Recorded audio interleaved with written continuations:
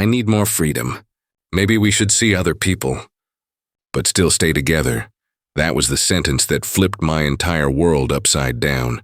I was standing by the stove, stirring pasta sauce, when my girlfriend, Madison, said those words with a calmness that felt rehearsed.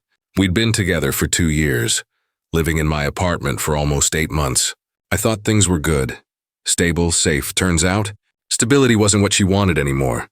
Before we get started, be sure to subscribe to Family Tales by Ethan, so you never miss out on these fascinating stories. And let us know what you're watching today in the comments.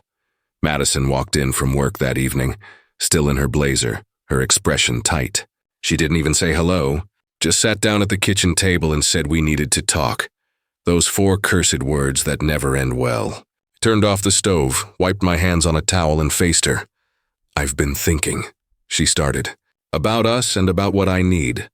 Her tone was too careful, the kind of voice people use when they've already made a decision and are trying to make it sound mutual. Red flags everywhere, but I kept quiet. "I think we should open up our relationship," she said finally. "Not break up, just see other people while we're still together." I blinked, unsure if I heard her right. "You mean, date other people while you're still dating me?" "It's not like that," she insisted, twirling a strand of hair nervously. "I just need more freedom, more experiences. We're young, and I don't want to wake up one day and regret not exploring life." I stared at her, trying to understand if she was serious. "So you want to sleep with other people? Why do you have to make it sound so crude?" She shot back. "It's about personal growth. Lots of couples do this now. It's called ethical non-monogamy." I laughed, but there was no humor in it. "No, Madison. And that's called being single, which congratulations, you're about to be." Her eyes widened. "What, you're ending things? Just like that?" "You're asking to date other people," I said calmly. "If that's what you need, then we're done. Simple." She stood up, defensive now. "You're being controlling. This is why I need space." "Space and sleeping with other people are 2 different things," I said. "But fine. You can have all the space you want." "Starting now," Madison's voice cracked. "You can't just kick me out. I live here." "It's my apartment," I reminded her. "You're not on the lease." "And yeah, I can." Her eyes welled with tears. "I can't believe you're doing this." "I thought you loved me." "I did," I said. "But apparently not enough for you, since you want to audition replacements while keeping me as a backup." "That's not what this is," she whispered, but couldn't look me in the eye. "Then tell me what it is," I challenged. "Explain it in a way that doesn't involve you dating other people while I sit here pretending everything's fine." She said nothing, just silence. Then I asked, "When's your date?" Her face froze. "What?" "This didn't come out of nowhere," I said. "You've already got someone lined up." "So when's the date?" She hesitated, chewing her lip before mumbling, "Tomorrow night." "But it's just dinner." "Cool," I said. "Have fun. Pack your stuff tonight. You can crash with whoever you want. But you're not staying here. You're being insane. It's just dinner." "One dinner," I said. "After telling me you want an open relationship. You already made your choice. You just wanted permission after the fact." She burst into tears, begging to talk. I told her we already were, that if she wanted freedom, she could have it permanently. She stormed off into the bedroom, probably calling her best friend to complain about how controlling I was. I sat down, finished my pasta, and opened my phone. Changed my relationship status to single. Then I scrolled through old messages, and there she was. Claire, Madison's colleague who'd been texting me casually for months. Nothing inappropriate, just friendly chats. Coffee invitations I'd always turned down because I was in a relationship. Well, not anymore. I sent her a message. "Hey, if that coffee offer's still open, I'm free this weekend." Her reply came in less than 5 minutes. "Absolutely. Saturday, perfect," I typed back. Then I leaned back in my chair, exhaled, and whispered to myself, "Freedom granted." That night I started boxing up Madison's things, her clothes, her endless pile of half-burned candles, her books about mindfulness and self-discovery. Each item felt like closing a chapter. By morning, I was ready for her freedom to officially begin. Madison texted me around noon the next day. "Can we please talk before I come by?" I replied, "Nothing to talk about. Your stuff will be ready. You're really doing this? You wanted freedom. Enjoy it." She showed up that evening with her best friend, Sophie, who looked ready for battle. I'd already moved everything to the porch, boxes stacked neatly, her plants on top. I didn't want her inside the apartment again. When Madison saw her things, she froze. "Are you serious right now?" Sophie snapped before Madison could speak. "Completely," I said, leaning against the doorframe. Madison looked exhausted, red eyes, trembling hands. "Eli, please. I made a mistake. I don't want to see other people. I was just scared of commitment." "Cool," I said evenly. "Work through that on your own time," Sophie glared. "You're being a jerk." She came here to apologize. "She came here after I called her bluff," I said. "If I'd agreed to the open relationship, she'd be out on her freedom date right now." "That's not true," Madison whispered. "Really? So you canceled the dinner?" Silence, that's what I thought. "Load your stuff up, Madison. I've got plans." Sophie crossed her arms. "What plans?" "A date," I said, smirking slightly. Figured if she could have one, so could I. Madison's face went pale. You're seeing someone already?" "You wanted to see other people," I said. "I'm just following your example." She started crying again, tears streaming down her cheeks. "You didn't even give me a chance to fix it." "I gave you 2 years," I said quietly. "You decided that wasn't enough." Sophie loaded the last box into the car. Madison lingered, staring at me like she was trying to memorize my face. "This isn't how it was supposed to go," she said softly. "How was it supposed to go?" I asked. "You date around while I wait at home hoping you come back?" "I just needed to know you'd fight for me," she whispered. "By threatening to sleep with other guys."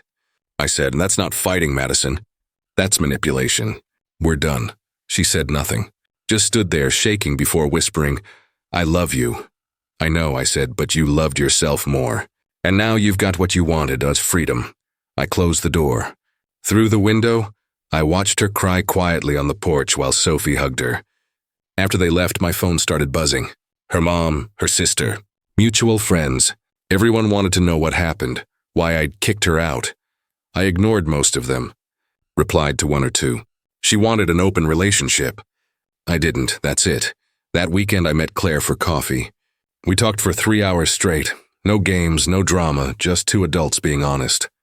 She was funny, direct, confident. When she laughed, it wasn't forced. When she listened, she actually paid attention. At one point, she said something that stuck with me. "You always seemed like the kind of guy who gives too much until there's nothing left." "I'm glad you finally stopped," I smiled. "Took me long enough." We agreed to meet again for dinner a few days later. Meanwhile, Madison's world was unraveling. Through mutual friends, I heard she did go on her freedom date. The one she said was just dinner. Apparently, the guy spent the whole evening talking about his crypto investments and his podcast. She left halfway through. When she found out I was dating Claire, her former colleague, she completely lost it. Texts from mutual friends poured in. She was crying at work, accusing Claire of betrayal, telling everyone I'd moved on too fast. I didn't care. I was finally sleeping peacefully again. A week later, just as things were starting to feel normal, there was a loud knock on my door. I opened it, and there she was, Madison, eyes swollen, voice trembling. "Are you seriously dating her?" she asked. I kept the chain on the door. "You mean your ex-colleague?" "I had to quit my job because of this," she said. "Everyone's talking about it. They think I'm the crazy one." "Not my problem," I said. "How could you move on so fast, Eli? We were together for 2 years, and you wanted to throw it away to see what else is out there. I'm doing the same thing, seeing what else is out there." "That's different," she said weakly. "How?" Because I came back. I realized I made a mistake. Too late, I said. I realized I don't want to be with someone who needs to shop around before appreciating what she has." Her lip quivered. "She's not even that pretty." "She doesn't play games," I said simply. "That makes her beautiful. You're just trying to hurt me." "No, Madison," I said. "I'm just trying to live my life. You should do the same." She started crying harder, pleading, saying she missed me, missed us. I told her she didn't miss me. She missed the security. She didn't love me. She loved knowing I'd always be there, and I wasn't anymore.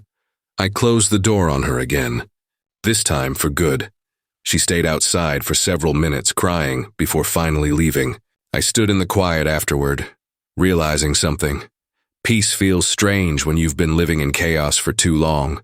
But it felt good, necessary. Later that night, Claire called. She sounded tense. She cornered me at the grocery store, she said. Madison? Yeah, told me I was a terrible person for dating her ex. Said I broke girl code. What did you say? That he wasn't her boyfriend anymore. Because she wanted to see other people, I laughed. She didn't like that, huh?